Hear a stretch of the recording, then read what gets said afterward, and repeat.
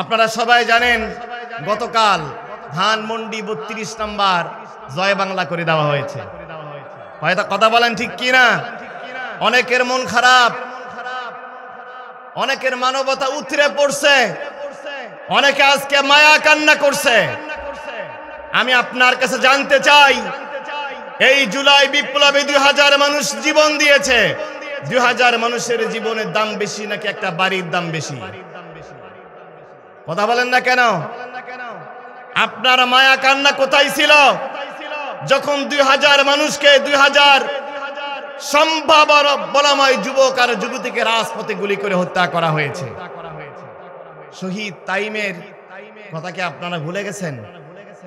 আমরা শহীদ তাইমের এই লোমহর্ষক হত্যার কথা বাংলার মানুষ ভুলে যায়নি। কথা বলেন ঠিক কি না? আমরা দেখেছি শহীদ আবু সাঈদের গল্প আমাদের মনে আছে।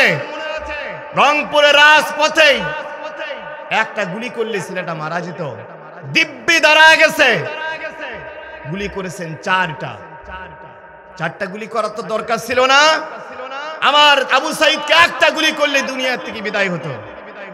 বাংলার মানুষ এইসব কথা বলে যায় নাই। ৩২ নম্বরকে মাটির সাথে মিশিয়ে দেওয়ার পর যারা আজকে মায়া কান্না করছে, বুঝতে হবে এরা স্বৈরাচারের দোসর। বাংলাদেশে থাকার তাদের কোনো অধিকার নাই।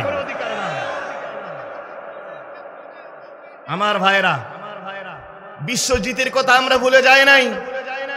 বিশ্বজিৎ একটা হিন্দু ছেলে বলেছিল আমি শিবির করি না, বারবার বলেছিল আমি শিবির করি না। শিবির সন্দেহে দিবা আলোকে প্রকাশ্যে তাকে হত্যা করা হয়েছে। আপনারা কি ভুলে গেছেন রানা প্লাজার কথা? ২৪ এপ্রিল ২০১৩ সাল ১১৩৪ জন মানুষ মারা যায়। তৎকালীন জিওসি ছিলেন লেফটেন্যান্ট জেনারেল হাসান সোহরাওয়ার্দী। তাকে এই স্বৈরাচার খুনি হাসিনা ফোন করে বলেছিল উদ্ধার কাজ বন্ধ রেখে ওই অবস্থায় বিল্ডিং মাটির সাথে মিশিয়ে দাও। অফিসার বলেছিলেন ম্যাডাম এখনো অনেক মানুষ চাপা পড়ে আছে, জিন্দা আছে। এই খুনি হাসিনা বলেছিল জিন্দা অবস্থায় ওদেরকে মাটির সাথে মিশিয়ে দাও। আচ্ছা বলেন তো, এই খুনি হাসিনাকে মানুষ বলা যায়? কথা বলেন, মানুষ বলা যায়? এটা মানুষ নয়, এটা শয়তানের থেকে বড় শয়তান। সুতরাং আমরা বলতে চাই এদেশের মানুষ সব মানতে পারে, এদেশের মানুষ সব বরদাস্ত করতে পারে। আলেমদের অসম্মান, কোরআনের অসম্মান, রাসূলের অসম্মান বাংলার মানুষ মানতে পারে না। কথা বলেন ঠিক কি না? আমি জামালপুরের মুসলমানকে বলতে চাই, এই স্বৈরাচারের গোষ্ঠী অনলাইনে লিফলেট বিতরণ করছে, তারা কর্মসূচি ঘোষণা করছে। আমরা বলতে চাই এক বক্তব্যে গদি শেষ আর এক লাইভে বাড়ি শেষ। কথা বলেন ঠিক কি না? এক বক্তব্য দেওয়ার কারণে গদি হারিয়েছেন, আর একটা লাইভে আসার কথা বলেই বাড়ি হারিয়েছেন। লাইভে আসার কথা বললেই যদি বাড়ি বুলডোজার দিয়ে ভেঙে দেয়, তাহলে যেদিন দেশে আসার কথা ভাববেন সেদিন আপনার অবস্থা কি হতে পারে? কথা বলেন ঠিক কি না? আমরা একথা স্পষ্ট বলতে চাই, স্বৈরাচারের দালালদেরকে বলতে চাই, এখন আমরা শহীদ তাইমের গল্প ভুলে যাই নাই। এখন আমরা শহীদ আবু সাঈদের রক্ত আমাদের কলিজায় এখনো দাগ শুকায় নাই। আগামী দিনে এই স্বৈরাচারের আন্ডা বাচ্চারা যদি রাজপথে দাঁড়ায়, আমরা তাদেরকে উচিত জবাব দেব। কথা বলেন ঠিক কিনা? চ্যানেলটি সাবস্ক্রাইব করে আমাদের সঙ্গেই থাকুন। আলহামদুলিল্লাহ, আলহামদুলিল্লাহি কাফা ওয়া সালামুন আলা ইবাদিহিল্লাযীনা ইসতাফা, আম্মা বা'দ। ফাআউযু বিল্লাহি মিনাশ শাইতানির রাজীম। বিসমিল্লাহির রহমানির রহিম।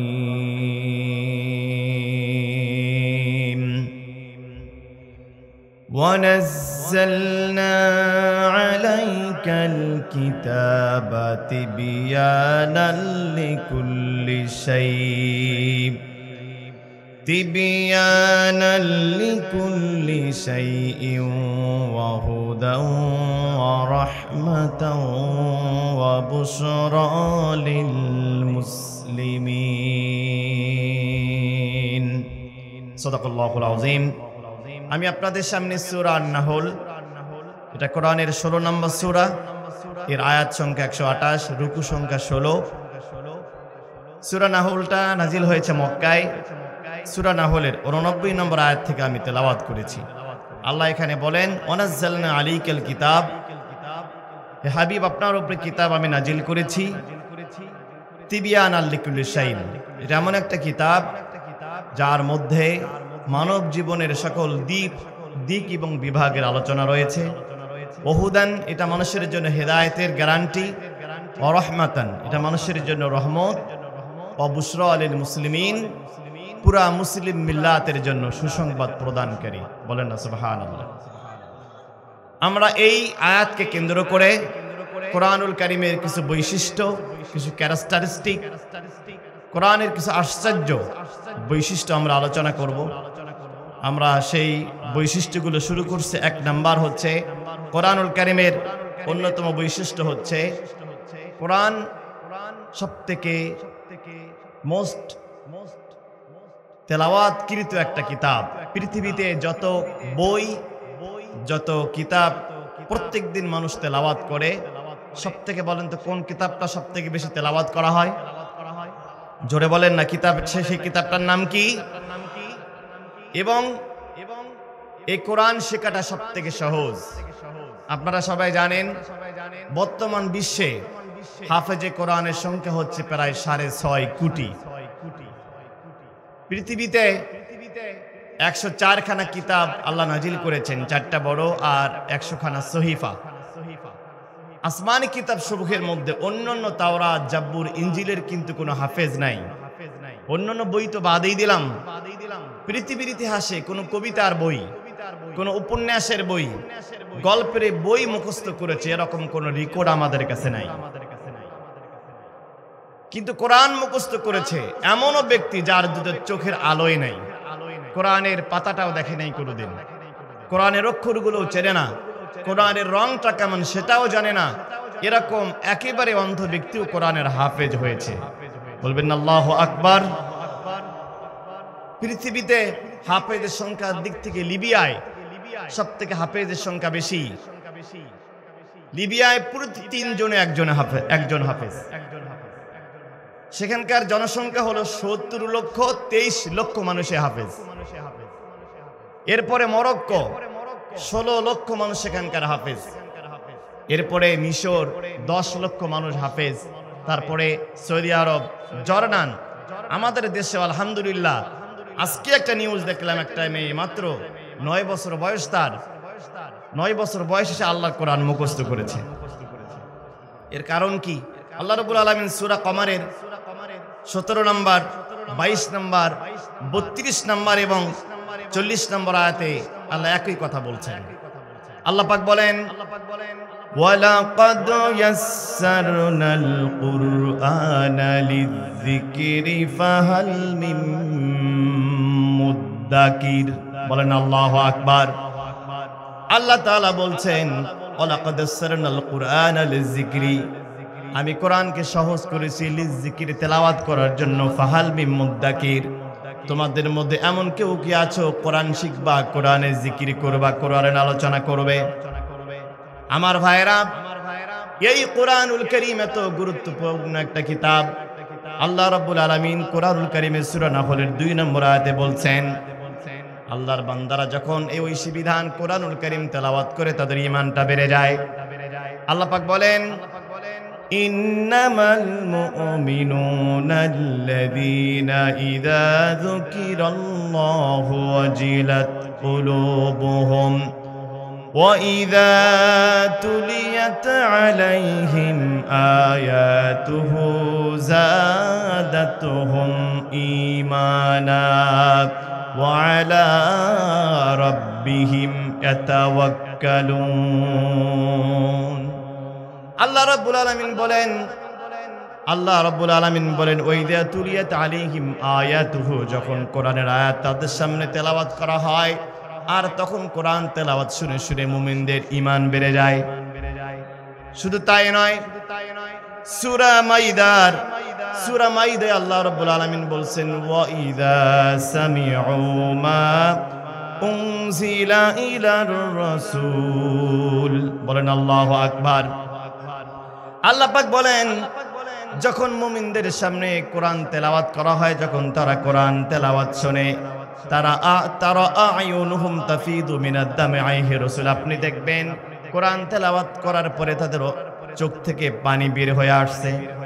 আর তারা বলে ইয়াকুলুনা রব্বানা, তারা বলে আয় আমাদের রব, আমান্না আমরা ঈমান আনলাম, ফাকতুবনা মা'আশ শাহিদিন, আপনি আমাদেরকে সাক্ষী দাতাদের কাতারে অন্তর্ভুক্ত করে দেন। আমার ভাইরা, পৃথিবীতে বর্তমান পরিসংখ্যান হলো কোরআনুল কারীম এত বেশি পঠিত একটা কিতাব যার তাফসীরের সংখ্যায় প্রায় 3.5 লক্ষ। সুবহানাল্লাহ বলবেন না? অথচ বিগত 15 বছরে এই স্বৈরাচার, এই লেডি ফিরাউন, আমি নিজে বিশ্ববিদ্যালয়ে পড়েছি, ইসলামী বিশ্ববিদ্যালয়ের শহীদ জিয়াউর রহমান হলের 426 নম্বর রুমে থেকেছি। শুধুমাত্র জিহাদের কিতাব কোরআনের তাফসীর থাকার কারণে অসংখ্য যুবককে জেলখানায় বন্দী করা হয়েছিল। কথা বলেন ঠিক কিনা? আমাকে নিজেই আমার রুমের মধ্যে ঢুকে দরজা ব্লক করে দেওয়া হয়েছিল, মানসিক নির্যাতন করা হয়েছে। অসংখ্য কোরআনের ছাত্রদেরকে জিহাদের বই থাকার কারণে তাদেরকে হল থেকে বের করে দেওয়া হয়েছিল। আমার ভাইরা, পরিণাম কি হয়েছে? পরিণাম আজকে তাকান, এটা মনে রাখতে হবে, বাংলাদেশের জন্মই হয়েছে কোরআনের জন্য। কথা বলেন ঠিক কি না? বাংলাদেশের মানুষ তালে মাতাল জাতি, ঠিক, এদেশের মানুষ সব সহ্য করতে পারে। আমার বাবাকে গালি দেন আমি মেনে নেব, আমাকে গালি দেন মেনে নেব, আমার দলকে গালি দেন মেনে নেব, কিন্তু এদেশের মানুষ পরিষ্কার ভাষায় বলতে চায়, আমার নবীকে নিয়ে কেউ যদি কটূক্তি করে, কোরআনের পথে যদি কেউ বাধা হয়ে দাঁড়ায়, তাদেরকে এই দেশের মানুষ ছাড় দেয় না। আমার ভাইরা, আজকে তার পরিণাম হয়েছে। আজকে অনেক মানুষ, আপনারা সবাই জানেন, গতকাল ধানমন্ডি 32 নম্বর জয় বাংলা করে দেওয়া হয়েছে। কথা বলেন ঠিক কি না? অনেকের মন খারাপ, অনেকের মানবতা উতরে পড়ছে, অনেকে আজকে মায়া কান্না করছে। আমি আপনার কাছে জানতে চাই, এই জুলাই বিপ্লবে 2000 মানুষ জীবন দিয়েছে। 2000 মানুষের জীবনের দাম বেশি নাকি একটা বাড়ির দাম বেশি? কথা বলেন না কেন? আপনার মায়া কান্না কোথায় ছিল যখন 2000 মানুষকে, 2000 সম্ভাবনাময় যুবক আর যুবতীকে রাজপথে গুলি করে হত্যা করা হয়েছে? শহীদ তাইমের কথা কি আপনারা ভুলে গেছেন? তার বাবা মঈন আল ইসলাম, তিনি একজন পুলিশ অফিসার, মাত্র 17 বছর ছেলেটার বয়স। শহীদ তাইম, তার বাবা, সেদিন শনিবার ছিল, ময়নাল হোসেন আর তার স্ত্রী ঢাকা মেডিকেল কলেজে গিয়ে ছেলে খুঁজতেছে, আমার ছেলে কোথায় আছে, আমার ছেলেটা মারা গেছে নাকি জিন্দা আছে। 2 ঘন্টা বিভিন্ন ওয়ার্ডে গিয়া শহীদ তাইমের বাবা একবার এই ওয়ার্ড থেকে আর এক ওয়ার্ডে গিয়ে খুঁজতে লাগলেন। একজন সাংবাদিক বলল ছবিটা দেখান। শহীদ তাইমের ছবি দেখা হলো। তখন সাংবাদিক বলল মেবি আপনার সন্তানের লাশ হিমঘরে থাকতে পারে। শহীদ তাইমের বাবা লাশ ঘরে গিয়ে দেখলেন তার ছেলে, সোনার টুকরা ছেলে, গুলি করে বুকটা ঝাঁঝরা করে দেওয়া হয়েছে। তার মা পাগলের মতো হয়ে গেলেন। শহীদ তাইমের বাবা সেদিন বলেছিলেন, ময়নাল হোসেন বলেছিলেন, আমি একজন পুলিশ অফিসার, আমি পুলিশে চাকরি করি। যেই পুলিশ অফিসার গুলি করেছিল তাকে লক্ষ্য করে বলেছিলেন, স্যার, একটা মানুষকে মারতে কয়টা গুলি লাগে? আমরা শহীদ তাইমের এই লোমহর্ষক হত্যার কথা বাংলার মানুষ বলে যায়নি। কথা বলেন ঠিক কি না? আমরা দেখেছি শহীদ আবু সাঈদের গল্প আমাদের মনে আছে। রংপুরের রাজপথে একটা গুলি করলে ছেলেটা মারা যেত, দিব্যি দাঁড়ায় গেছে, গুলি করেছেন চারটা গুলি করার তো দরকার ছিল না। আমার আবু সাঈদকে একটা গুলি করলে দুনিয়া থেকে বিদায় হতো। বাংলার মানুষ এইসব কথা বলে যায় নাই। 32 নম্বরকে মাটির সাথে মিশিয়ে দেওয়ার পর যারা আজকে মায়া কান্না করছে, বুঝতে হবে এরা স্বৈরাচারের দোসর। বাংলাদেশে থাকার তাদের কোনো অধিকার নাই। আমার ভাইরা, বিশ্বজিতের কথা আমরা ভুলে যাই নাই। বিশ্বজিৎ একটা হিন্দু ছেলে বলেছিল আমি শিবির করি না, বারবার বলেছিল আমি শিবির করি না। শিবির সন্দেহে দিবা আলোকে প্রকাশ্যে তাকে হত্যা করা হয়েছে। আপনারা কি ভুলে গেছেন রানা প্লাজার কথা? 24 এপ্রিল 2013 সাল 1134 জন মানুষ মারা যায়। তৎকালীন জিওসি ছিলেন লেফটেন্যান্ট জেনারেল হাসান সোহরাওয়ার্দী। তাকে এই স্বৈরাচার খুনি হাসিনা ফোন করে বলেছিল উদ্ধার কাজ বন্ধ রেখে ওই অবস্থায় বিল্ডিং মাটির সাথে মিশিয়ে দাও। অফিসার বলেছিলেন ম্যাডাম এখনো অনেক মানুষ চাপা পড়ে আছে, জিন্দা আছে। এই খুনি হাসিনা বলেছিল জিন্দা অবস্থায় ওদেরকে মাটির সাথে মিশিয়ে দাও। আচ্ছা বলেন তো, এই খুনি হাসিনাকে মানুষ বলা যায়? কথা বলেন, মানুষ বলা যায়? এটা মানুষ নয়, এটা শয়তানের থেকে বড় শয়তান। সুতরাং আমরা বলতে চাই এদেশের মানুষ সব মানতে পারে, এদেশের মানুষ সব বরদাস্ত করতে পারে। আলেমদের অসম্মান, কোরআনের অসম্মান, রাসূলের অসম্মান বাংলার মানুষ মানতে পারে না। কথা বলেন ঠিক কি না? আমি জামালপুরের মুসলমানকে বলতে চাই, এই স্বৈরাচারের গোষ্ঠী অনলাইনে লিফলেট বিতরণ করছে, তারা কর্মসূচি ঘোষণা করছে। আমরা বলতে চাই এক বক্তব্যে গদি শেষ আর এক লাইভে বাড়ি শেষ। কথা বলেন ঠিক কি না? এক বক্তব্য দেওয়ার কারণে গদি হারিয়েছেন, আর একটা লাইভে আসার কথা বলেই বাড়ি হারিয়েছেন। লাইভে আসার কথা বললেই যদি বাড়ি বুলডোজার দিয়ে ভেঙে দেয়, তাহলে যেদিন দেশে আসার কথা ভাববেন সেদিন আপনার অবস্থা কি হতে পারে? কথা বলেন ঠিক কি না? আমরা একথা স্পষ্ট বলতে চাই, স্বৈরাচারের দালালদেরকে বলতে চাই, এখন আমরা শহীদ তাইমের গল্প ভুলে যাই নাই। এখন আমরা শহীদ আবু সাঈদের রক্ত আমাদের কলিজায় এখনো দাগ শুকায় নাই। আগামী দিনে এই স্বৈরাচারের আন্ডা বাচ্চারা যদি রাজপথে দাঁড়ায়, আমরা তাদেরকে উচিত জবাব দেব। কথা বলেন ঠিক কিনা? আমার ভাইরা, কোরআনের 1 নম্বর বৈশিষ্ট্য হচ্ছে কোরআনুল কারীম সহজ। বিগত 15 বছর ধরে আল্লাহ রাসূল সাল্লাল্লাহু আলাইহি ওয়াসাল্লাম হাদিসের মধ্যে বলছেন ইন্নাল্লাযী লাইসা ফি জাওফিহি শাইউম মিনাল কোরআনি কাল বাইতিল খারাব। যেই দেখে কোরআন থাকে না, সেই দেহটা হচ্ছে একটা বিরান বাড়ি, যেই বাড়িতে জিন বিভিন্ন পোকামাকড় বসবাস করে। ঠিক একইভাবে যেই রাষ্ট্রে কোরআন শেখানো হয় না, যেই রাষ্ট্রের স্কুল কলেজ বিশ্ববিদ্যালয় কোরআন শেখানো হয় না, সেই রাষ্ট্রের স্কুল কলেজ বিশ্ববিদ্যালয়গুলোতে সন্ত্রাস বসবাস করে। কথা বলেন ঠিক কিনা? গতকাল রাতে সারা বাংলাদেশকে মূর্তি মুক্ত করা হয়েছে, বলেন আলহামদুলিল্লাহ। এই শেখ মুজিবের মূর্তি ভেঙে বাংলাদেশকে নতুন করে সাজানো হয়েছে।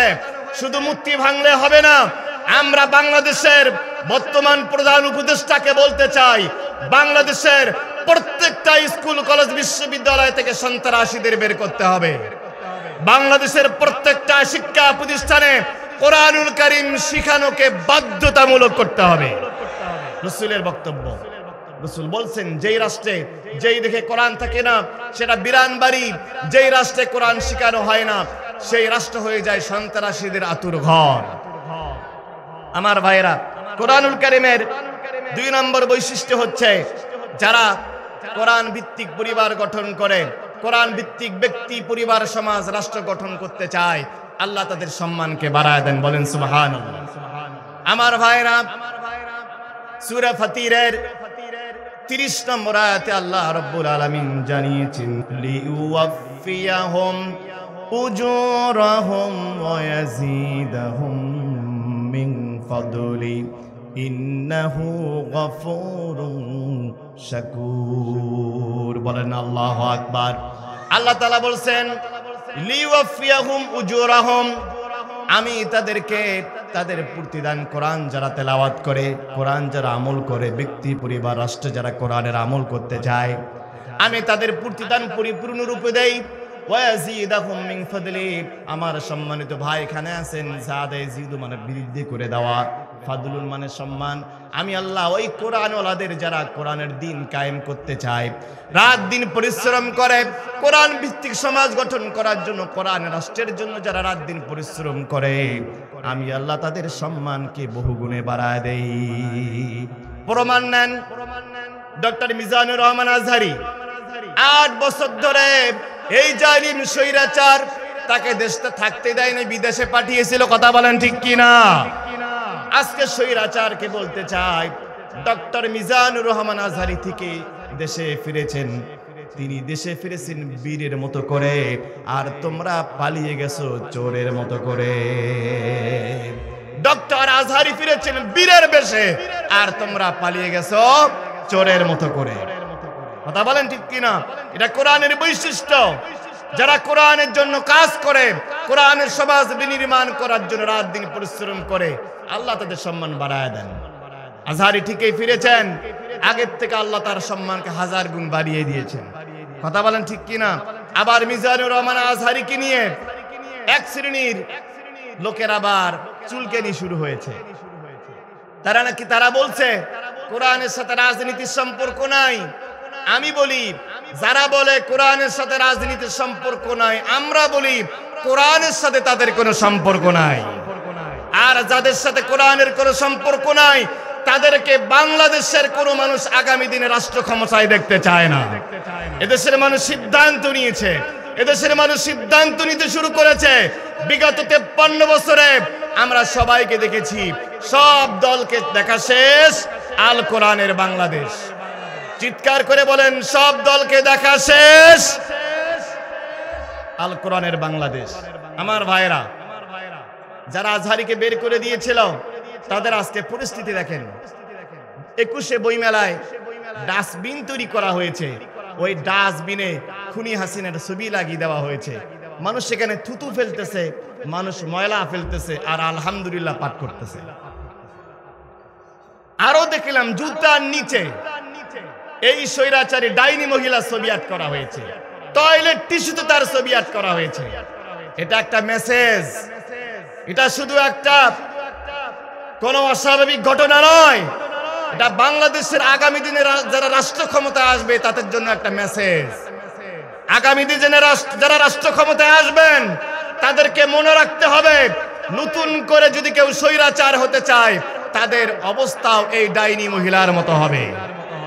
আমি বলি, শেখ হাসিনার এই ডাস্টবিনের ছবিটা প্রত্যেকটা নেতার বাড়ির আঙ্গিনায় রেখে দেওয়া দরকার। তার কারণ তারাও যদি নতুন করে স্বৈরাচার হতে চায়, আলেম বিদ্বেষী হতে চায়, কোরআন বিদ্বেষী হতে চায়, ইসলামী আন্দোলনের বিরুদ্ধে অবস্থান নাই, তাদের অবস্থাও এরকম হবে। কথা বলেন ঠিক কিনা? আমার ভাইয়েরা, কোরআনুল কারীমের 3 নম্বর বৈশিষ্ট্য হলো, আল্লাহ রাব্বুল আলামিন কোরআনুল কারীমকে 3 নম্বর যে বৈশিষ্ট্য দিয়েছেন, কোরআনুল কারীম যেই পথের কথা বলে, যেই পথের সন্ধান দেয়, কোরআনের পথটা হলো সবথেকে সহজ পথ। আচ্ছা বলেন তো, কোরআনের পথ সহজ নাকি কঠিন? জোরে বলতে হবে, সহজ নাকি কঠিন? আল্লাহ রাব্বুল আলামিন সূরা বনী ইসরাঈলের 9 নম্বর আয়াতে আল্লাহ রাব্বুল আলামিন জানিয়েছেন, ইন্না হাযাল কুরআনা ইয়াহদি লিল্লাতী হিয়া আকওয়াম ওয়া ইউবাশশিরুল মুমিনিনা আল্লাযীনা ইয়া'মালুনাস সালিহাত আন্না লাহুম আজরান হাসানা। বলেন আল্লাহু আকবার। আল্লাহ তাআলা বলেন, ইন্না হাযাল কুরআন, নিশ্চয়ই এই কোরআন, ইয়াহদি লিল্লাতী হিয়া আকওয়াম, এমন পথের কথা বলে, এমন পথের সন্ধান দেয়, হিয়া আকওয়াম, কোরআনের পথটা হলো সবথেকে সহজ পথ। এখন প্রশ্ন আসতে পারে, হুজুর কোরআনের পথ কোনটা, আল্লাহর রাস্তা কোনটা? তাবলিগ জামাত বলছে আমরা আল্লাহর রাস্তায় আছি, বলে কি বলে না? বলে না? আবার ৮৮০ মুরিদ যারা, পীরেরও দাড়ি নাই, মুরিদেরও দাড়ি নাই, মুখের মধ্যে বিড়ি টানে, আবার বলে আল্লাহর রাস্তায় আছি। এরকম ভণ্ড পীর আর ভণ্ড মুরিদ বাংলাদেশে আছে না নাই? সারাদিন মাজারে বসে গাঁজা খায়, নামাজ রোজার সাথে কোনো সম্পর্ক নাই, তারা বলে আমরাও আল্লাহর রাস্তায় আছি। আবার অনেক স্বৈরাচারের দল পরিবর্তন করে তাবলিগ জামাতে গিয়ে বলছে আমি এখন আল্লাহর রাস্তায় আছি। জামাত ইসলাম বলে আল্লাহর রাস্তায় আছি, সারসিনা, চরমনাই, প্রত্যেকটা দল দাবি করছে আল্লাহর রাস্তায় আছি। আচ্ছা বলেন তো আল্লাহর রাস্তা কোনটা? এটাকে বলে দেওয়ার দায়িত্ব পীর সাহেবের নাকি আল্লাহ তাআলার? আল্লাহর রাস্তা বলে দেওয়ার দায়িত্ব কার? আল্লাহ সূরা নাহলের ৯ নম্বর আয়াতে জানিয়েছেন, وعلى الله قصد السبيل ومنها جائر ولو شاء لهداكم أجمعين।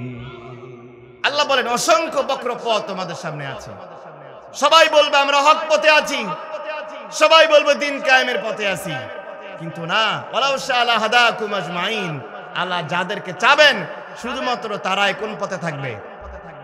হক পথে থাকবে। হক পথ কোনটা? প্রত্যেক দিন যারা আমরা ৫ ওয়াক্ত নামাজ পড়ি, দৈনিক ৪৮ বার এই হক পথের সন্ধান আল্লাহর কাছে চাচ্ছি। প্রত্যেক দিন নামাজের দোয়া সূরা ফাতিহা তেলাওয়াত করছেন। আল্লাহ রাব্বুল আলামিন বলেন, সবাই আমার সাথে পড়েন, ইহদিনাস সিরাতাল মুস্তাকিম। সবাই জানেন না আপনারা? সবাই পড়েন, ইহদিনাস সিরাতাল মুস্তাকিম সিরাতাল্লাযীনা আন'আমতা আলাইহিম গায়রিল মাগদুবি আলাইহিম ওয়ালাদ-দাল্লিন। প্রত্যেকদিন বলছেন ইহদিনাস সিরাতাল মুস্তাকিম, আল্লাহ আমাদেরকে সহজ সরল সিরাতে মুস্তাকিম দেখাও। কোনটা সিরাতে মুস্তাকিম? সিরাতাল্লাযীনা আন'আমতা আলাইহিম, যেই পথে আপনার নিয়ামত প্রাপ্ত বান্দারা চলে গেছে, গায়রিল মাগদুবি আলাইহিম ওয়ালাদ-দাল্লিন, ইহুদি আর খ্রিস্টান যারা অভিশপ্ত, পথ ভ্রষ্ট, গজব প্রাপ্ত, সেই পথ নয়, নিয়ামত প্রাপ্ত লোকদের পথ। আবার প্রশ্ন করতে পারেন, হুজুর নিয়ামত প্রাপ্ত ব্যক্তিরা কারা? কোন কোন ব্যক্তিরা নিয়ামত প্রাপ্ত, কোন দলের লোকেরা নিয়ামত প্রাপ্ত, তাদের নাম কি কোরআনে আছে নাকি? সূরা নিসার ৬৯ নম্বর আয়াতে কারা নিয়ামত প্রাপ্ত সেই ব্যাখ্যা আল্লাহ হুজুরের উপরে ছেড়ে দেন নাই, নিজেই সেই ব্যাখ্যা করেছেন। আল্লাহ রাব্বুল আলামিন বলেন, وَمَن يُطِعِ اللَّهَ وَالرَّسُولَ فَأُولَئِكَ مَعَ الَّذِينَ أَنْعَمَ اللَّهُ عَلَيْهِمْ مِنَ النَّبِيِّينَ وَالصِّدِّيقِينَ وَالشُّهَدَاءِ وَالصَّالِحِينَ وَحَسُنَ أُولَئِكَ رَفِيقًا। আল্লাহ বলেন, ওমাইয়ুতি আল্লাহ ওয়ার রাসূল, যারা জীবনের প্রত্যেকটা ক্ষেত্রে, পরিবারে, সমাজে, রাজনীতি, অর্থনীতি, সমাজনীতি, পরিবার নীতি, পররাষ্ট্রনীতি, রান্নাঘর থেকে আন্তর্জাতিক জীবন পর্যন্ত আদর্শ মানে কাকে? আল্লাহ এবং তার রাসূলকে। আল্লাহ বলেন, ফাউলাইকা মাআল্লাযীনা আন'আমাল্লাহু আলাইহিম, তারা তো তাদের সাথেই থাকলো, ওই সমস্ত লোকেরাই নিয়ামত প্রাপ্ত, মিনান নাবিয়্যিন, নবী, অসিদ্দিকিন যারা সিদ্দিক, অশুহাদা যারা দিন কায়েমের পথে শহীদ হয়ে জান্নাতে চলে গেছে, অসলিহিন আর যারা নেককার ব্যক্তি। বলবেন না সুবহানাল্লাহ? আমার ভাইরা, শুধু তাই নয়, আল্লাহকে আরো স্পেসিফিক ভাবে যে প্রশ্ন করা হয়, আল্লাহ আসলে সহজ করে বলেন তো কোনটা আল্লাহর পথ, কোনটা আরো সহজ পথ? আল্লাহ আরো সংক্ষেপ করে বলতেছেন। আল্লাহ পাক বলেন, ইয়া আইয়ুহাল্লাযীনা আমানু হাল আদুল্লুকুম আলা তিজারা তুনজিকুম মিন আযাবিন আলিম। আল্লাহ বলেন, হে ঈমানদারেরা, হাল আদুল্লুকুম আলা তিজারা, আমি কি তোমাদের একটা ব্যবসার কথা বলবো না, বিজনেসের কথা বলবো না, যে বিজনেস যদি করো তুনজিকুম মিন আযাবিন আলিম, আল্লাহ তোমাদেরকে যন্ত্রণাদায়ক শাস্তি থেকে রক্ষা করবেন। সেই বিজনেসটা কি? আল্লাহ নিজেই ব্যাখ্যা করছেন, তুমিনুনা বিল্লাহি ওয়া রাসূলিহি ওয়া তুজাহিদুনা ফি সাবিলিল্লাহ বিআমওয়ালিকুম ওয়া আনফুসিকুম যালিকুম খায়রুল লাকুম ইন কুনতুম তা'লামুন। সেই রাস্তা হলো তুমিনুনা বিল্লাহ, ঈমান আনবে সে আল্লাহর উপরে, ইউমিনুনা বিল্লাহি ওয়া রাসূলিহি, আল্লাহ এবং রাসূলের উপরে, ওয়া তুজাহিদুনা ফি সাবিলিল্লাহ, আর জিহাদ করবে জান এবং মাল দিয়ে কার পথে? প্রত্যেকদিন রাস্তা জানতে যাচ্ছেন, ইহদিনাস সিরাতাল মুস্তাকিম, আল্লাহ বলছেন ওইটাই, ওয়া তুজাহিদুনা ফি সাবিলিল্লাহ, জান এবং মাল দিয়ে জিহাদ করো কার রাস্তায়? জোরে বলেন না, কার রাস্তায়? অথচ এক শ্রেণীর আলেম বিগত 15 বছরে এই স্বৈরাচারী শেখ হাসিনাকে বলেছিল জান্নাতি মহিলা। এরকম হুজুরকে আপনারা চেনেন না? আমরা ভুলে যাই নাই। জিহাদকে বলা হতো জঙ্গিবাদের কিতাব, কোরআনকে বলা হতো জঙ্গিবাদের কিতাব। যারা দিন কায়েমের কথা বলতো তাদেরকে জঙ্গি ট্যাগ দিয়া জঙ্গি নাটক তৈরি করে কোমলমতি ইসলামী আন্দোলনের নেতা কর্মীদেরকে ক্রস ফায়ারে দেওয়া হয়েছে। কথা বলেন ঠিক কিনা? অথচ আল্লাহ বলেন, ওয়া তুজাহিদুনা ফি সাবিলিল্লাহ, আল্লাহর রাস্তায় জিহাদ করো। আর জিহাদের রাস্তাটাই চাচ্ছেন প্রত্যেকদিন 48 বার সূরা ফাতিহা। আমার ভাইরা, এরপরে 4 নাম্বার কোরআনের বৈশিষ্ট্য হচ্ছে, কোরআন মানুষকে 3টা জিনিসের কথা বলে। কোরআন মানুষকে হেদায়েতের কথা বলে, রহমতের কথা বলে, এবং কোরআন মানুষদেরকে সুসংবাদ প্রদান করে। সুবহানাল্লাহ বলবেন না? সূরা নাহল 89 নম্বর আয়াতে আল্লাহ জানান, ওয়ানাজ্জালনা আলাইকাল কিতাবা তিবয়ানাল লিকুল্লি শাই ওয়া হুদান ওয়া রাহমাতান ওয়া বুশরা লিল মুসলিমিন।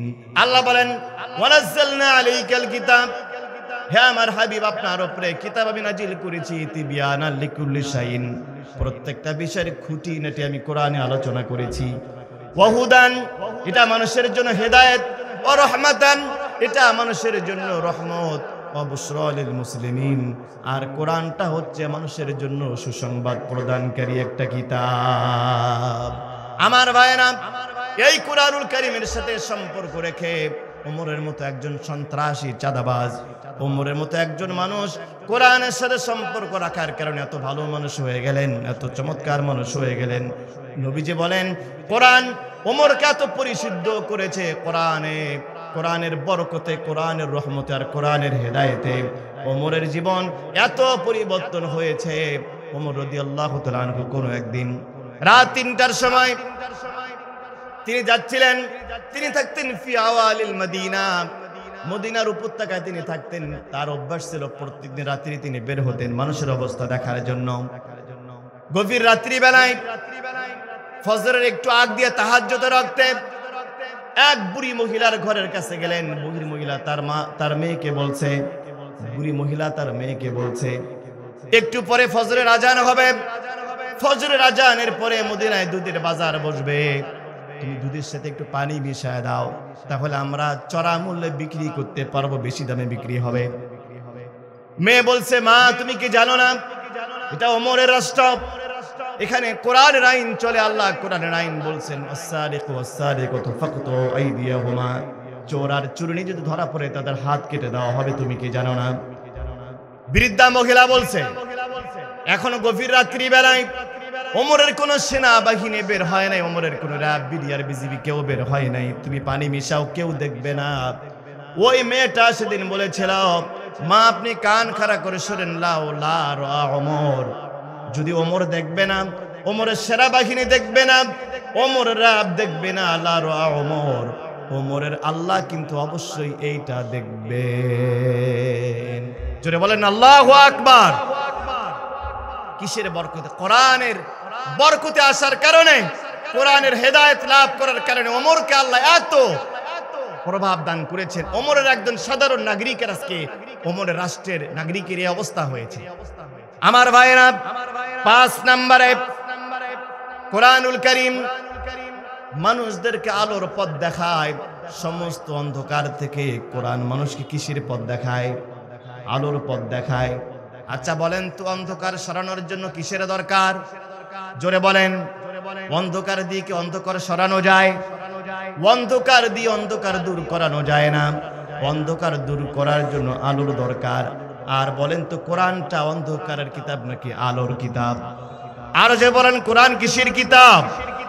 সূরা ইব্রাহিমে আল্লাহ বলছেন, কিতাবুন আনজালনাহু ইলাইকা লিতুখরিজান নাস মিনাজ যুলুমাতি ইলান নূর বিইজনি রাব্বিহিম ইলা সিরাতিল আজিজিল হামিদ।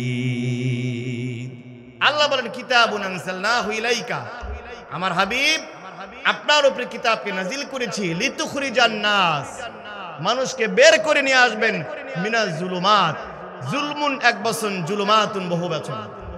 আল্লাহ বলছেন সমস্ত অন্ধকার থেকে, সমস্ত অজ্ঞতা থেকে মানুষকে বের করে নিয়ে আসবেন। আচ্ছা, এই অন্ধকার বলতে কি রাতের অন্ধকার? এই অন্ধকার বলতে কি পানির নিচের অন্ধকার?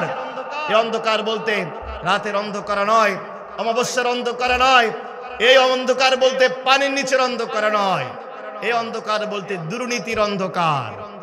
এই অন্ধকার বলতে আয়না ঘরের অন্ধকার। এই অন্ধকার বলতে গণহত্যার অন্ধকার। এই অন্ধকার বলতে নিরীহ মানুষের উপরে নির্যাতন করার অন্ধকার।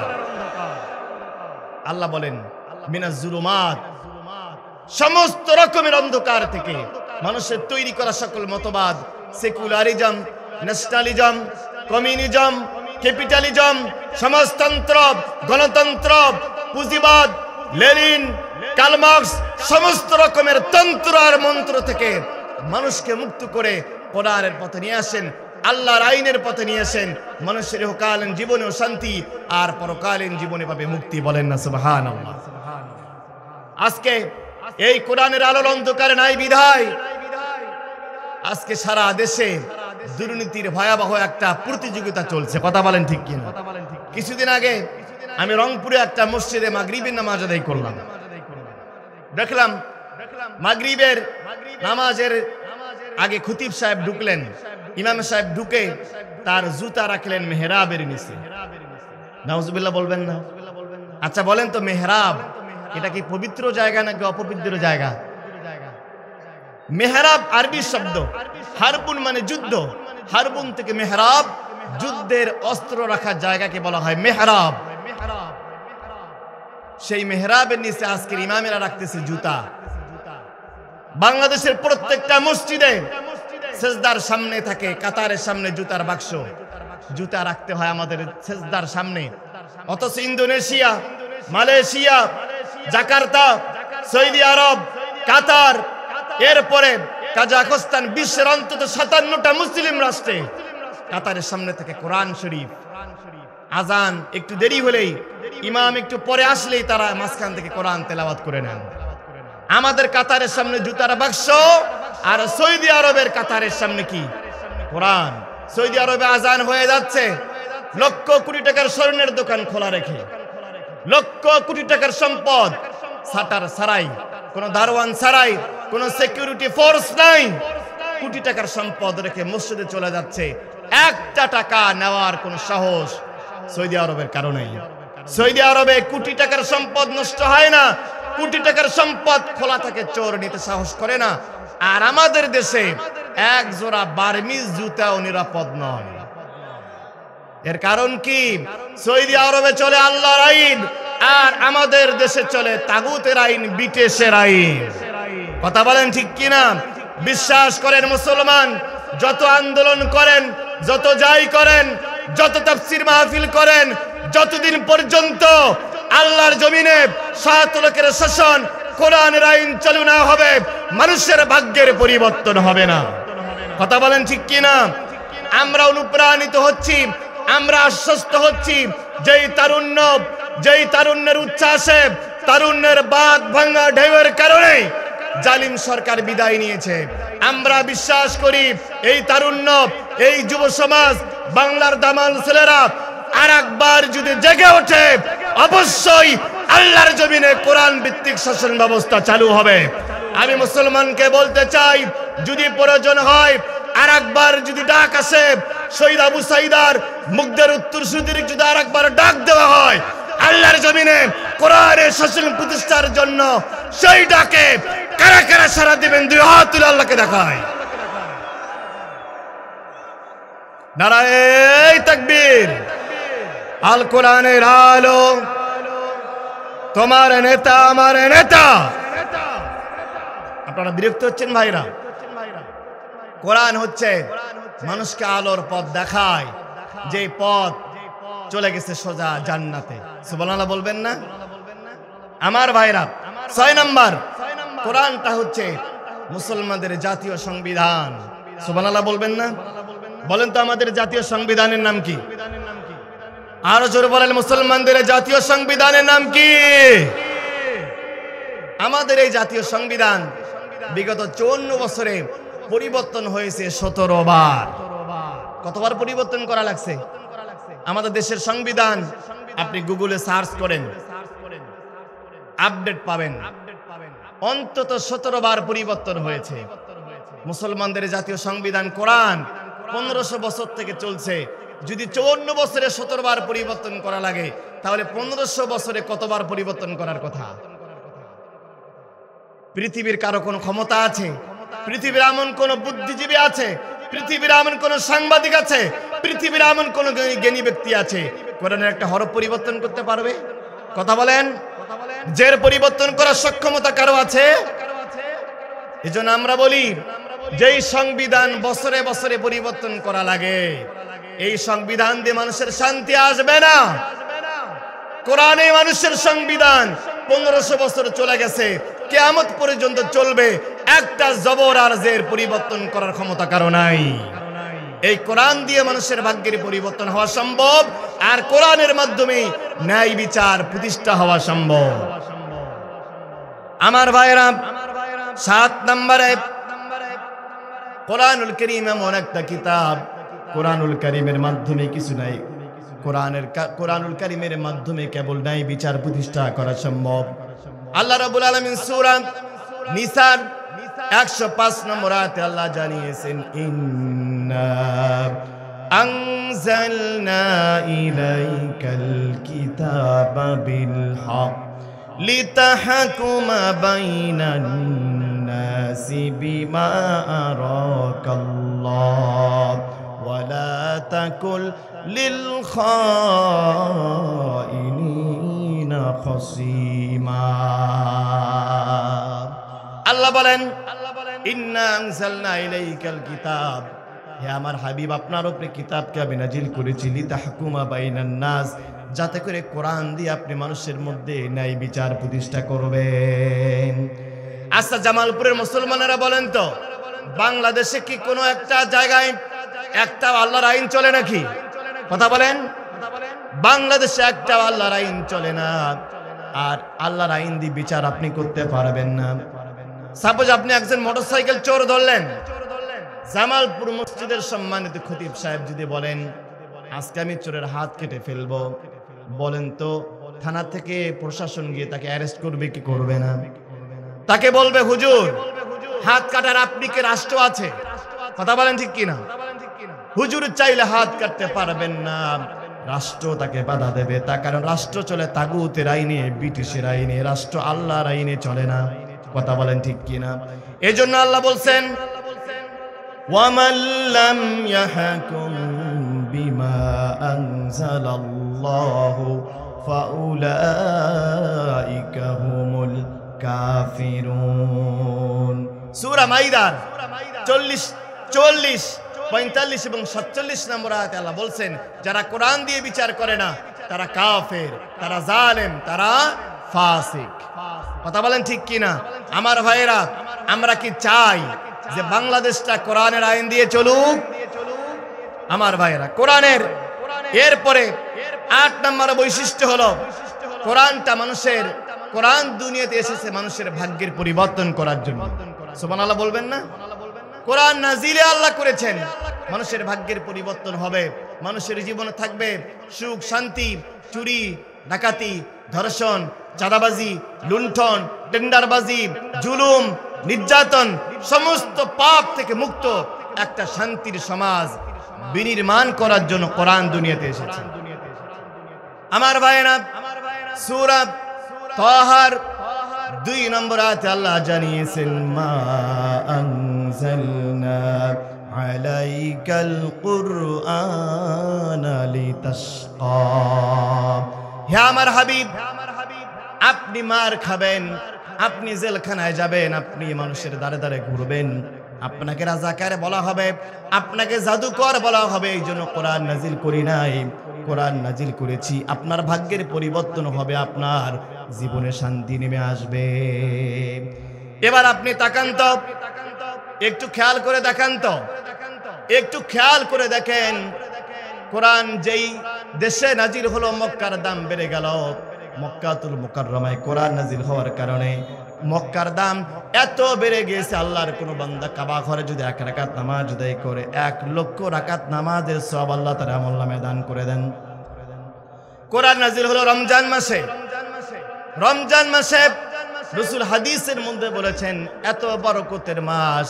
রাসূল বলেন রমজান মাসে সমস্ত রহমতের দরজাগুলো খুলে দেওয়া হয়, সমস্ত জান্নাতের দরজা খুলে দেওয়া হয়, সমস্ত জাহান্নামের দরজাগুলো বন্ধ করে দেওয়া হয়। এর কারণ হলো রমজানে কোরআন নাজিল করা হয়েছে। লাইলাতুল কদরের দাম বেড়ে গেল। 1 রাত যদি কেউ নামাজ আদায় করে 1000 মাস ইবাদত করার সওয়াব পাওয়া যায়। এর কারণ হলো ইন্না আনজালনাহু ফি লাইলাতুল কদর, যেহেতু রমজান মাসে কোরআনুল কারীমকে নাজিল করা হয়েছে। রমজান মাসের দাম বাড়ল, মক্কার দাম বাড়ল, মদিনার দাম বাড়ল, নবীজির দাম বাড়ল। শুধু কপাল পরা মুসলমানদের দাম বাড়ল না। কথা বলেন ঠিক কিনা? শুধুমাত্র কপাল পরা মুসলমান, এই কোরআন দিয়ে আমাদের ভাগ্যের পরিবর্তন হলো না। এর কারণটা কি? আমি আপনাদের যদি জিজ্ঞাসা করি, বলেন তো পৃথিবীর কোন চাকরির বেতন সব থেকে কম? বলতে পারবেন আপনারা? ইমামতি আর মুয়াজ্জিনি, খতিব ইমাম আর মুয়াজ্জিনের। আমার কথা কি আমার সাথে আপনারা একমত? আচ্ছা বলেন তো, বাংলাদেশের এমন কোন চাকরি আছে যে চাকরির বেতনের জন্য গামছা দিয়ে টাকা কালেকশন করা হয়? কোন চাকরি করা হয় না। ইমামতির টাকা কি এই গামছা দিয়ে কালেকশন করা হয় না? ঈদের নামাজে গামছা দিয়ে হুজুরের হাদিয়া কালেকশন করা হচ্ছে। মাগরিবের নামাজে সালাম ফিরানো শেষ, কটুয়া ছেড়ে দিচ্ছি আল্লাহ রাস্তায় দান করে। অথচ কোরআন আল্লাহ বলছেন তোমাদের ভাগ্যের পরিবর্তন করার জন্য তোমাদের উপর কোরআন নাজিল করেছি। কই ভাগ্যের তো পরিবর্তন হয় না, ইমামের বেতন তো বাড়ে না, মুসল্লি ফজরে না গেলে সমস্যা নাই, মুয়াজ্জিন একদিন ফজরে না গেলেই মুয়াজ্জিনের 14 গোষ্ঠী উদ্ধার করা হয়। আপনার প্রত্যেক দিন শনিবার আর শুক্রবার ছুটি লাগে। যারা সরকারি চাকরি করেন, স্কুল কলেজে চাকরি করেন, 2 দিন ছুটি আসলে নাই। মুয়াজ্জিনের কি সংসার নাই? মুয়াজ্জিনের কি স্ত্রী নাই? মুয়াজ্জিনের কি শ্বশুর বাড়ি নাই? কোন বাংলাদেশের কোন মসজিদ কমিটি পেরেছেন? আমি নিজে 2 দিন ছুটি ভোগ করি, আমার মসজিদ কমিটির ইমাম মুয়াজ্জিন তারাও 2 দিন ছুটিতে থাকবে। সৎসাহস কারো আছে? সারা বছর মুয়াজ্জিন আজান দেয়। এই যে প্রচন্ড শীত, সভাপতি একদিনও মাসে একদিন মসজিদে আসে না। মুয়াজ্জিন একদিন না আসলেই হুমকি দেওয়া হয়, বেতন আটকে রাখা হয়।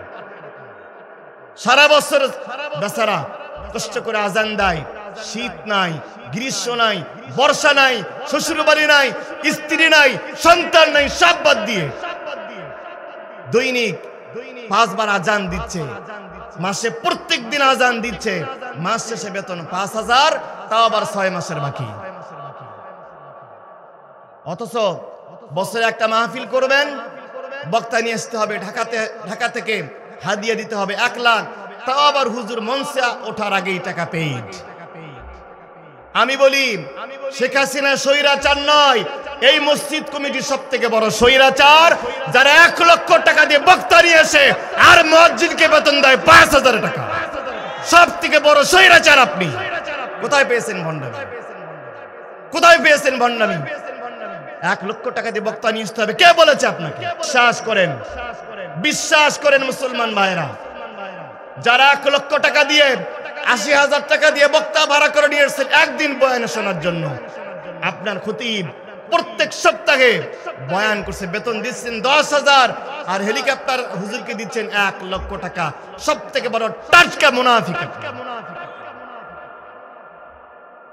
হুজুরের হাদিয়া কালেকশন হচ্ছে গামছা দিয়া, আর বলতেছেন হুজুর সমাজের নেতা। সুদখোর মনে মনে হাসে আর বলে হুজুর সুদের বিরুদ্ধে বয়ান করেন, সুদের বিরুদ্ধে এত বড় বড় হুঙ্কার দেন, জন দান বাক্স ছেড়ে দিচ্ছেন, আমি কিন্তু গোপনে 20 টাকা দিছি। কথা বলেন ঠিক কিনা? আচ্ছা, বাংলাদেশে কোন মসজিদ কমিটি আছেন, কোন মাহফিল কমিটি আছেন, দাঁড়ান তো এখানে যে হুজুর আমি যখন দান বাক্স মসজিদে ছেড়ে দেই কোন সুদখোর টাকা দেয় না, এরকম গ্যারান্টি কেউ দিতে পারবেন? বাংলাদেশে কোন মসজিদ কমিটি দিতে পারবে?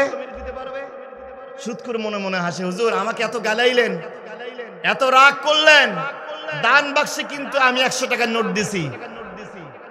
এবার হুজুরকে ওই টাকা থেকে বেতন দেওয়া হলো, হুজুর পাঞ্জাবি বানাইলো, এবার ওই পাঞ্জাবি পরে নামাজ পড়াচ্ছে। নামাজ তো মনে হয় আপনার হচ্ছে। এত সহজ না। ইসলামকে এত কঠিন করার কিছু নাই। রাসূল এই জন্য বলছেন ইয়াতি আলা নাসে জামান, এমন একটা সময় আসবে ইসতামিউনা ফিল মাসাজিদ, মসজিদে কাতার বাড়াতে হবে, 2 তলা থেকে 3 তলা করতে হবে, 3 তলা থেকে 4 তলা করতে হবে। তবে লাইসা ফিহি মুমিন, ওই মসজিদ কমিটি, ওই মসজিদের খতিব, ওই মসজিদের ইমাম, ওই মসজিদ কমিটির সভাপতি, ওই মসজিদের হাদিস সাহেব, লাইসা ফিহি মুমিন, একজনেরও ঈমান থাকবে না। এই সময়টা মনে হয় এখনো আসে নাই। আসছে। এত সহজ না। ইমামকে নেতা মানবেন, আবার সেই নেতার গামছা দিয়ে কালেকশন করবেন, এটা শয়তানও বিশ্বাস করবে না। নেতার কালেকশন কোনদিন গামছা দিয়ে হয় না। নেতা তো সেই নেতা হবে যার কথায় সমাজ চলবে, তিনি কোন সুদখোরের কাছ থেকে হাদিয়া নেবেন না। কথা বলেন ঠিক কিনা? এই জন্য আমি বলি, ইমাম আর মুয়াজ্জিনদেরকে বলি, ডক্টর ইউনূসের সরকার ইমাম আর মুয়াজ্জিনদের হাদিয়া দিতে চাচ্ছেন, হুজুরেরা খুব খুশি। অনেক ইমাম কিন্তু গুলগুলা হয়ে গেছে। কথা বলেন ঠিক কিনা? আমি বলি খুশি হওয়ার কিছু নাই, এত লাফালাফি করেন না, এত সহজ নয়। বিশ্বাস করেন, এক একটা মসজিদে যদি আমরা 3 জন করে স্টাফ ধরি, একটা মসজিদে একজন খতিব থাকে, একজন ইমাম থাকে, আর একজন মুয়াজ্জিন থাকে, কয়জন? 3 জন। এবার 3.5 লক্ষ মসজিদ গুণ করেন, প্রায় 11.5 লক্ষ ইমাম, মুয়াজ্জিন, খতিব, তারা বাংলাদেশের মসজিদগুলো আবাদ করছেন। বলেন সুবহানাল্লাহ। এই 11.5 লক্ষ ইমাম আর মুয়াজ্জিন আর খতিব যদি আর কাউকে লাগতো না, তারা যদি চিন্তা করত, বিগত 54 বছর ধরে আমাদের ভাগ্যের পরিবর্তন হলো না, যে গামছা দিয়ে হাদিয়া কালেকশন, গামছা দিয়ে আওয়ামী লীগ আসলে গামছা দিয়া, বিএনপি আসলে গামছা দিয়া, সবাই গামছা দিয়ে কালেকশন করে। যদি ইমাম, খতিব আর মুয়াজ্জিনেরা সিদ্ধান্ত নিত, আমরা নিজেদের সম্মান নষ্ট করতে চাই না, আমরা আর গামছা দিয়ে কালেকশন করতে চাই না, আমরা এমন একটা সমাজ গড়ব, এমন একটা রাষ্ট্র গড়ব, যে রাষ্ট্র থেকে প্রাইমারি স্কুলের মতো, বিশ্ববিদ্যালয় শিক্ষকের মতো ইমামকেও সরকারি হাদিয়া দেওয়া হবে। এমন সমাজ, এমন চিন্তা যদি শুধু ইমামেরাই করত, বাংলাদেশে 24 ঘন্টার মধ্যে দিন কায়েম হয়ে যেত। বিশ্বাস করেন ইমামেরা, আমি সমস্ত বাংলাদেশ সমস্ত খতিব আর ইমামদেরকে বলতে চাই, কিয়ামত পর্যন্ত বয়ান করে গামছা দিয়ে হাদিয়া কালেকশন বন্ধ হবে না, যতক্ষণ পর্যন্ত কোরআন ভিত্তিক শাসন ব্যবস্থা চালু না হবে। কথা বলেন ঠিক কিনা? এজন্য বলি, ভাগ্য পরিবর্তনের কিতাবের নাম কি? চিৎকার করে বলেন ভাগ্য পরিবর্তনের কিতাবের নাম কি? ভাগ্য যদি পরিবর্তন করতে হয়, ইমাম আর মুয়াজ্জিন আর খতিবদের সম্মান যদি বাড়াতে হয়, অবশ্যই কোরআন ভিত্তিক শাসন ব্যবস্থা দরকার আছে না নাই? আমার ভাইরা, 9 নাম্বার কোরআনের বৈশিষ্ট্য হলো কোরআন এমন একটা কিতাব, কোরআন মানুষকে শান্তি এবং নিরাপত্তার গ্যারান্টি নিশ্চিত করে। সুবহানাল্লাহ বলবেন না? কোরআন মানুষকে শান্তি এবং নিরাপত্তার গ্যারান্টি দেয়। মহান রব্বুল আলামিন সূরা বাকারার 38 নম্বর আয়াতে আল্লাহ রব্বুল আলামিন জানিয়েছেন, ফাইম্মা ইয়াতিয়ান্নাকুম মিন্নি হুদা ফামান তাবিআ হুদায়া ফালা খাউফুন আলাইহিম ওয়ালা হুম ইয়াহজানুন। আল্লাহ তাআলা বলেন, ফাইম্মা ইয়াতিয়ান্নাকুম মিন্নি হুদা, আমার পক্ষ থেকে যে হুদা চলে গেছে, কোরআন চলে গেছে, ফামান তাবিআ হুদা, যারা কোরআনের হেদায়েত মেনে চলবে, কোরআনের আইন যারা মেনে চলবে, ফালা খাউফুন আলাইহিম, তাদের কোনো ভয় থাকবে না, ওয়ালা হুম ইয়াহজানুন, আর তারা কোনোদিন চিন্তিত হবে না। আমার ভাইরা, 2টা কারণে পৃথিবীতে সন্ত্রাসী হয়, পৃথিবীতে চাঁদাবাজি হয়, পৃথিবীতে চুরি ডাকাতি হয়। কয়টা কারণে? 2টা কারণে। একটা হলো মানুষের পেটে যখন ক্ষুধা লাগে, মানুষের যখন পেটে খাবার থাকে না, ঘরে খাবার থাকে না, তখন কিন্তু মানুষের আর মাথা ঠিক থাকে না। কথা বলেন ঠিক কি না? 2 নাম্বার, যখন মানুষের জীবনে নিরাপত্তা থাকে না, জেলের ভয়, জরিমানার ভয়, বিভিন্ন রকম ভয় বিধে যখন কাজ করে, তখন কিন্তু মানুষ আর পাপকে ভয় করে না, কাউকে ভয় করে না, মানুষ কিন্তু সন্ত্রাসী হয়ে যায়, অন্যায়ের পথ বেছে নেয়। আল্লাহ বলেন, এই 2টা জিনিসের গ্যারান্টি আমি দান করেছি যদি তারা কোরআন মানতে পারে। সূরা কুরাইশে আল্লাহ জানিয়েছেন, ফালইয়াবুদু রাব্ব হাযাল বাইত আল্লাযী আত'আমাহুম মিন জু' ওয়া আমানাহুম মিন খাউফ। আল্লাহ বলেন, ফালইয়াবুদু রাব্ব হাযাল বাইত, তারা যদি এই ঘরের ইবাদত করতে পারে, কাবা ঘরের মালিকের ইবাদত করে, কাবা ঘরের মালিকের ইবাদত যদি তারা করতে পারে, আল্লাযী আত'আমাহুম মিন জু', তাদের যখন ক্ষুধা লাগবে আমি আল্লাহ তাদের খাবারের ব্যবস্থা করব, ওয়া আমানাহুম মিন খাউফ, আর তাদের ভয়ের সময় আমি আল্লাহ তাদেরকে নিরাপত্তা দান করব।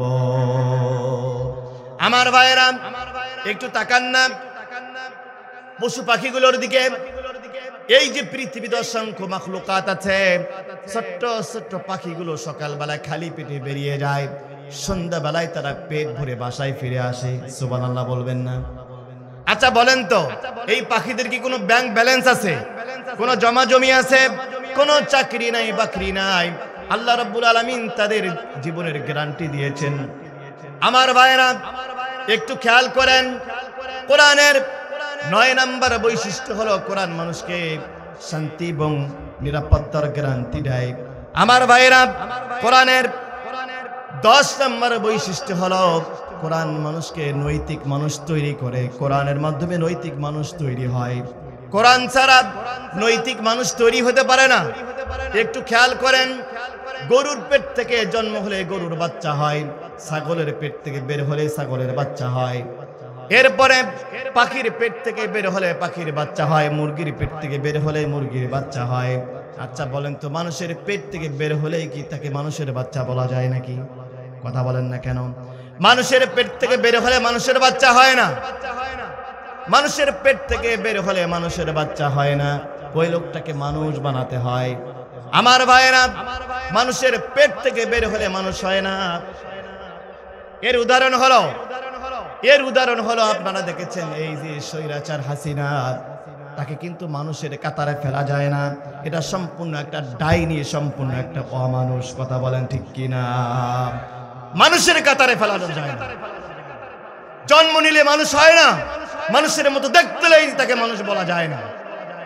আমার ভাইরা, আমরা জানতে পারছি ওই মহিলার নাকি ক্যান্সার হয়েছে।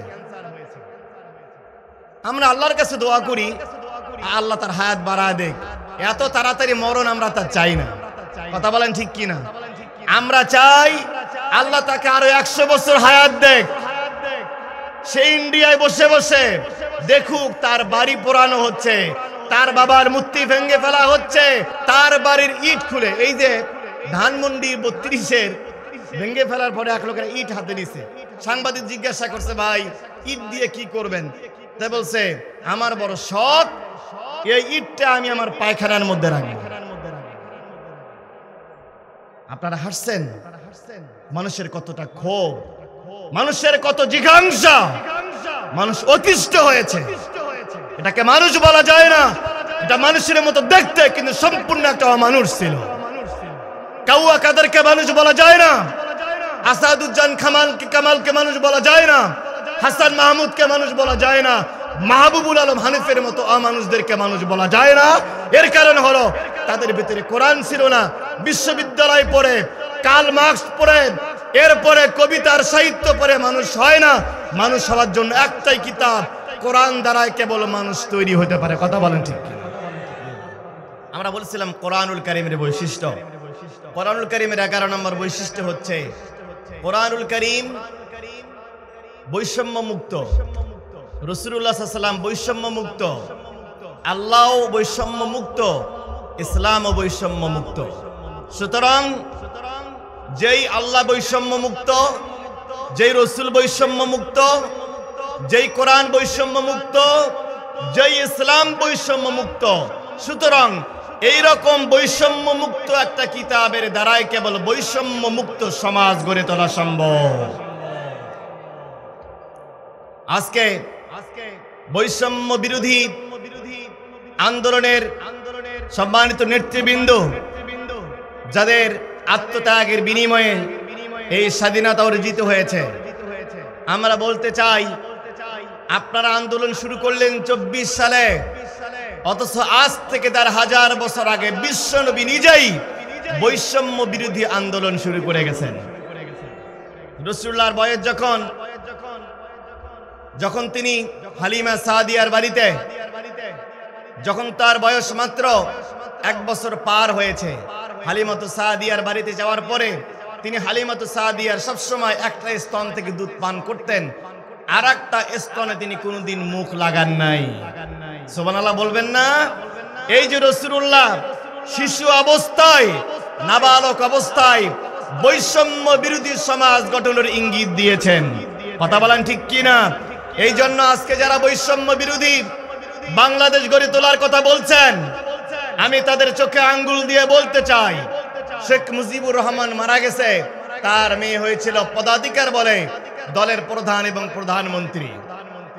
আর একজন ব্যক্তি, আমি তার নাম নিচ্ছি না, তিনি মারা যাওয়ার পর তার স্ত্রী পদাধিকার বলা হয়েছে দলীয় প্রধান এবং বাংলাদেশের প্রধানমন্ত্রী। কথা বলেন ঠিক কিনা? আর একজন আমাদের চাচা, জাতীয় চাচা হোসাইন মোহাম্মদ ইরশাদ মারা গিয়েছেন, পদাধিকার বলে তার স্ত্রী হয়েছে দলীয় প্রধান। সুতরাং আপনাদের মুখে বৈষম্য বিরোধী সমাজের কথা মানায় না। কথা বলেন ঠিক কিনা? সুতরাং বৈষম্য বিরোধী বাংলাদেশ গড়ার জন্য, বৈষম্য বিরোধী সমাজ গড়ার জন্য, বৈষম্য বিরোধী রাষ্ট্র গঠন করার জন্য একমাত্র কোরআন এবং কোরআনওয়ালাদের পক্ষেই সম্ভব। কথা বলেন ঠিক কিনা? কোরআনের দিকে তাকান না, কোরআনে 9 জন ব্যক্তির নামে 9টা আল্লাহ সূরা দিয়েছেন, 6 জন নবী, ইউনুস আলাইহিস সালাম, হুদ আলাইহিস সালাম, ইউসুফ আলাইহিস সালাম, ইব্রাহিম আলাইহিস সালাম, নূহ আলাইহিস সালাম এবং মুহাম্মদ সাল্লাল্লাহু আলাইহি ওয়াসাল্লাম। কোরআন যে বৈষম্য মুক্ত দেখেন। আবার পৃথিবীতে মানুষ 3 প্রকার, কাফের, মুনাফিক এবং মুমিন। সূরা মুমিনিন নামে কোরআনে সূরা আছে, সূরা কাফিরুন নামে কোরআনে সূরা আছে, আবার সূরাতুল মুনাফিকুন নামে সূরা আছে। সুবহানাল্লাহ বলবেন না? আল্লাহ রাব্বুল আলামিন 2 জন ওলির নাম উল্লেখ করলেন, নবীও নয়, একজন লোকমান, আর একজন নারীকেও বাদ দিল না, তার নাম হচ্ছে মারিয়াম আলাইহিস সালাম। আর একজন কাফেরের নামেও আল্লাহ সূরা দিলেন, যার নাম হচ্ছে আবু লাহাব। সুতরাং এই কোরআনুল কারীম 9 জন ব্যক্তির নামে 9টা সূরা দিয়া, মুনাফিকের নামে সূরা দিলেন, কাফেরের নামে সূরা দিলেন, মুমিনদের নামে সূরা দিলেন, পুরুষের নামে সূরা দিলেন, মহিলার নামে সূরা দিয়ে আল্লাহ বুঝাইলেন কোরআন বৈষম্য মুক্ত, আর কোরআনের পক্ষে কেবল বৈষম্য মুক্ত সমাজ গড়ে তোলা সম্ভব। শুধু ঠিক বললে হবে না, আগামী দিনে আমরা ব্যালট বিপ্লবের মাধ্যমে এই বাংলাদেশকে বৈষম্য মুক্ত করতে চাই কি চাই না? কারা কারা চাই? দুইটা হাত আল্লাহকে দেখেন তো। নারায়ে তাকবীর। আল কোরআনের আলো, আল হাদিসের আলো, তোমার নেতা আমার নেতা। দেখেন কোরআন যে বৈষম্য মুক্ত, কোরআন বলছে, আল্লাহ বলছেন হাযা বায়ানুন বায়ানুল লিন্নাসি ওয়া হুদাও ওয়া মাউইযাতুল লিল মুত্তাকিন। আল্লাহ বলছেন হাযা বায়ানুল লিন্নাস। আল্লাহ এখানে বলেন না বায়ানুল লিল মুত্তাকিন, বায়ানুল লিল মুমিনিন, বায়ানুল লিল মুহসিনিন। আল্লাহ বলেন না, আল্লাহ বলেছেন যারা মানুষ পদবাচ্চা বিবেচিত, হোক সে কাফের, হোক সে মুনাফিক, হোক সে আস্তিক, হোক সে নাস্তিক, হোক সে পুরুষ আর মহিলা, কোরআন সকলের জন্য হেদায়েতের কিতাব। আবার আল্লাহ বৈষম্য মুক্ত। আল্লাহ বলছেন আলহামদুলিল্লাহি রাব্বিল আলামিন। আল্লাহ কিন্তু বলেন নাই আলহামদুলিল্লাহি রাব্বিল মুমিনিন, আলহামদুলিল্লাহি রাব্বিল মুসলিমিন, আলহামদুলিল্লাহি রাব্বিল মুহসিনিন। আল্লাহ বলেন নাই, আল্লাহ বলছেন আলহামদুলিল্লাহি রাব্বিল আলামিন। আল্লাহ রাব্বুল আলামিন বলছেন এই পৃথিবীতে যত মাখলুকাত আছে আমাকে না মানুক অথবা না মানুক, আমি সবার জন্য প্রতিপালক। আবার রাসূল বৈষম্য মুক্ত। রাসূলের শানে আল্লাহ বলেছেন ওয়ামা আরসালনাকা ইল্লা রাহমাতাল লিল আলামিন। আল্লাহ বলেন আলহামদুলিল্লাহি রাব্বিল আলামিন, আর রাসূলের শানে বললেন রাহমাতাল লিল। রাসূল সবার জন্য রহমত। আস্তিক নাস্তিক, মুরতাদ কাফের মুনাফিক, মুসলিমিন মুমিনিন, মহিলা পুরুষ, খাটো লম্বা, উচ্চ নিচু, সাদা কালো, রাজা প্রজা, গরিব ধনী, সবার জন্য রাসূল কি রহমত। আবার কোরআন কেউ বললেন ইন হুয়া ইল্লা যিকরা লিল আলামিন। আবার কোরআন বিশ্ববাসীর জন্য হেদায়েতের কিতাব, কোরআন বিশ্ববাসীর জন্য গাইডলাইন। সুবহানাল্লাহ বলবেন না? তাহলে বলেন তো, যারা আজকে লাফালাফি করছে, চিল্লাচিল্লি করছে, ওরা নিজেরাই বৈষম্য মুক্ত হতে পারেনি, সুতরাং ওদের দ্বারা বৈষম্য মুক্ত সমাজ গড়া সম্ভব নয়। কথা বলেন ঠিক কিনা? কোরআনের 12 নম্বর বৈশিষ্ট্য হলো কোরআনে আল্লাহ দুইটা ওষুধের কথা বলছেন। সুবহানাল্লাহ বলবেন না? দুইটা এমন মেডিসিন কোরআনে আছে, এই দুইটা মেডিসিন কোরআনে বর্ণিত সবথেকে উত্তম চিকিৎসা। আল্লাহ রাব্বুল আলামিন বলছেন সূরা ইউনূসে, আল্লাহ বলছেন ইয়া আইয়ুহান নাসু ক্বাদ জাআতুকুম মাউইযাতুম মির রাব্বিকুম ওয়া শিফাউল লিমা ফিস সুদূর। বলেন আল্লাহু আকবার। আল্লাহ বলেন ওয়া শিফাউল লিমা ফিস সুদূর, কোরআন মানুষের রোগ নিরাময়কারী। বলতে পারেন হুজুর তাহলে কোরআন পড়লে কি জ্বর ভালো হবে নাকি সর্দি ভালো হবে নাকি? কোরআন তাহলে জ্বরের কিতাব, সর্দি ভালো করার কিতাব? কথা বলেন না কেন? কোরআন যেহেতু আল্লাহ বলছেন কোরআন মানুষের রোগ নিরাময় করে, তাহলে কোরআন কি জ্বরের কিতাব, সর্দির কিতাব, মাথা ব্যথা ভালো করার কিতাব? আল্লাহ বলেন না। সর্দির ডাক্তার আছে, জ্বরের ডাক্তার আছে, মাথা ব্যথার ডাক্তার আছে, হার্টের ডাক্তার আছে, প্যারালাইসিসের ডাক্তার আছে, কিন্তু একটার ডাক্তার পৃথিবীতে নাই ইলা ইয়াউমিল কিয়ামা। একটা রোগের ডাক্তার কিয়ামত পর্যন্ত আসার কোনো সম্ভাবনা। আল্লাহ বলেন ও শিফাউল লিমা ফিস সুদূর। সুদূর মানে কি? অন্তর। আল্লাহু আকবার। একজন মুরব্বি বলে ফেলছেন। আচ্ছা বলেন তো অন্তরের মধ্যে কি থাকে? অন্তরের মধ্যে থাকে রাগ, হিংসা, লোভ, রিয়া, তাকাব্বুরি, অহংকার। আল্লাহ বলেন যেখানে সমস্ত ডাক্তার ফেল, তোমার চামড়া চিকিৎসা করতে পারবে, দাঁতের চিকিৎসা করতে পারবে, প্যারালাইসিসের চিকিৎসা করতে পারবে, পৃথিবীর কোন ডাক্তার হিংসার চিকিৎসা দিতে পারে না। রাগের চিকিৎসা দিতে পারে না, লোভের চিকিৎসা দিতে পারে না, এরপরে অহংকারের চিকিৎসা দিতে পারে না। আর আমার কোরআন এই সমস্ত রোগের সবথেকে বড় মহা ঔষধ। চিৎকার করে বলবেন আল্লাহু আকবার। দ্বিতীয় ঔষধ আল্লাহ বলছেন, কোরআন নিজে ঔষধ।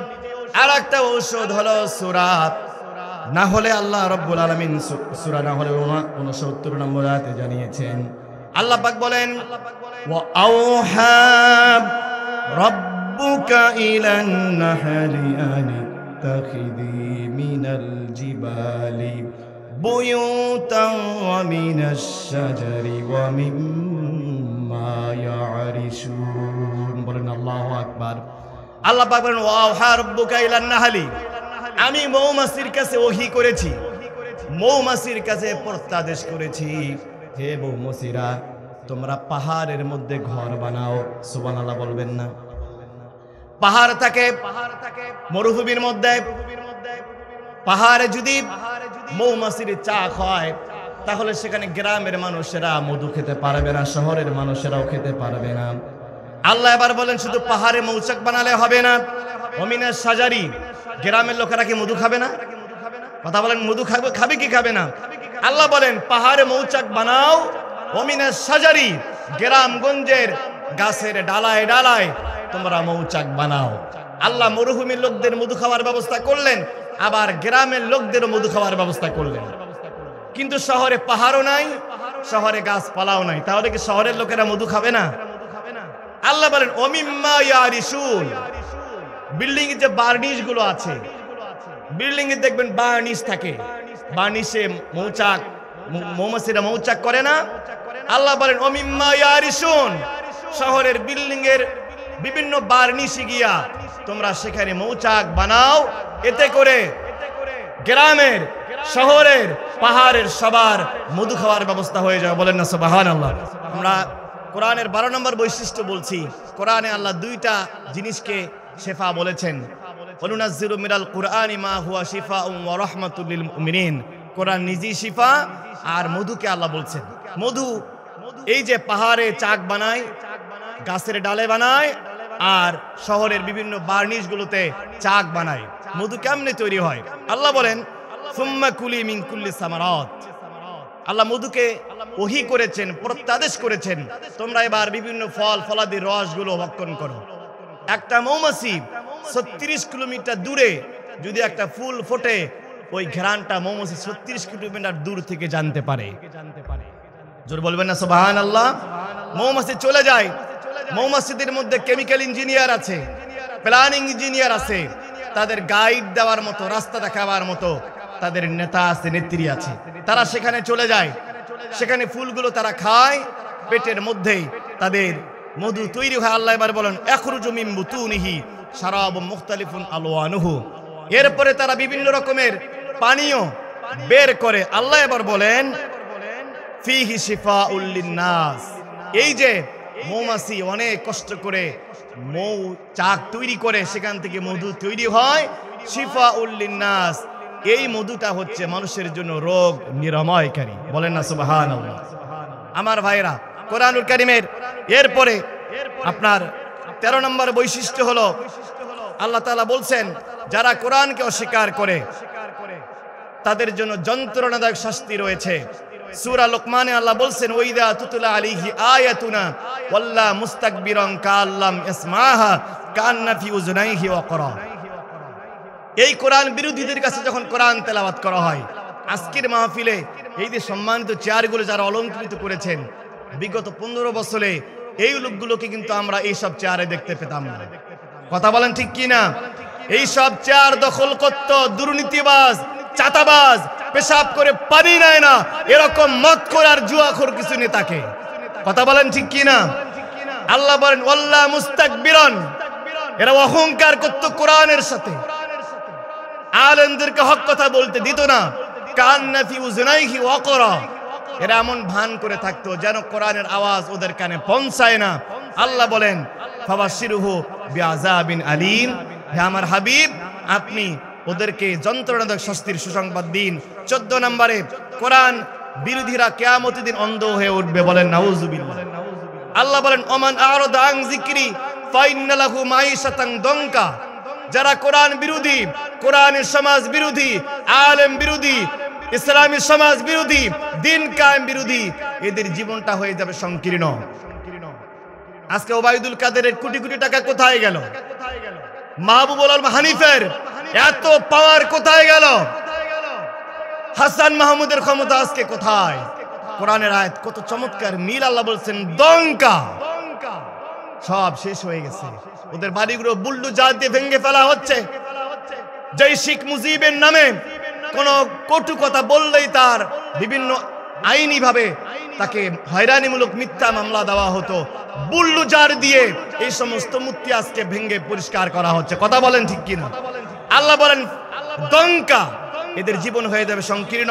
14 নম্বরে আল্লাহ রাব্বুল আলামিন বলছেন যারা কোরআন বিরোধী, ওয়াকালা রাসূলু ইয়া রাব্বি ইন্না কওমি ইত্তাখাযু হাযাল কোরআনা মাহজুরা। রাসূল নিজেই কিয়ামতের দিন কোরআন বিরোধীদের নামে রাসূল নিজেই মামলা দায়ের করবেন। 16 নম্বরে আল্লাহ বলছেন উলাইকা কালানাম বাল হুম আদাল। যারা অন্তর থাকার পরেও, চোখ থাকার পরেও, কান থাকার পরেও কোরআন বোঝে না, কোরআন শুনে না, কোরআনের আমল করে না, কোরআনের সমাজ গড়তে দেয় না, উলাইকা কালানাম, এরা পশুর মতো, বাল হুম আদাল, বরং এরা পশুর থেকেও নিকৃষ্ট। বলেন না নাউজুবিল্লাহ। আমি আপনাদের সামনে কোরআনুল কারীমের 16টা বৈশিষ্ট্য আলোচনা করেছি। আমার ভাইয়েরা, আমার আলোচনা থেকে আমি এতটুকু বলতে চাই, এই 16টা বৈশিষ্ট্যের মাধ্যমে এ কথা আপনাদের কাছে বলতে চাই। আচ্ছা বলেন তো, আমরা সকলে মিলে, সকল দল মতের সমস্ত মানুষ ঐক্য জোট হয়ে সকলে মিলেমিশে একটা কোরআনের সমাজ চাই কি চাই না? জোরে বলেন চাই কি চাই না? কারা কারা চাই? দুই হাত তোলেন তো। নারায়ে তাকবীর। আল কোরআনের আলো, আল হাদিসের আলো, আজকের মাহফিল। আমি আর বাড়াতে চাই না, হুজুরের কাছে আমি বেয়াদবি মাপ চাই। হুজুরের স্নেহধন্য ছাত্র আমি। আজকে এই যে আপনাদের সামনে কথা বলছে সম্পূর্ণ তার দোয়া। জীবনে এমন একটা সময় ছিল গাইড দেওয়ার মতো কেউ ছিল না। হুজুরের কাছ থেকে অনেক পরামর্শ পেয়েছি। হুজুরের জন্য দোয়া চাই। আল্লাহ আমাদের প্রাণপ্রিয় রাহাবারকে, উত্তরাঞ্চলের জন্য আল্লাহ হুজুরকে দীর্ঘ হায়াত দান করুন, সুস্থতা দান করুন। সকলে বলুন আমিন। আমার জন্য দোয়া চাই। আমার ভুল ত্রুটি ক্ষমা এখানে শেষ করছি। আল্লাহ হাফেজ। আসসালামু আলাইকুম ওয়া রাহমাতুল্লাহি ওয়া বারাকাতুহু।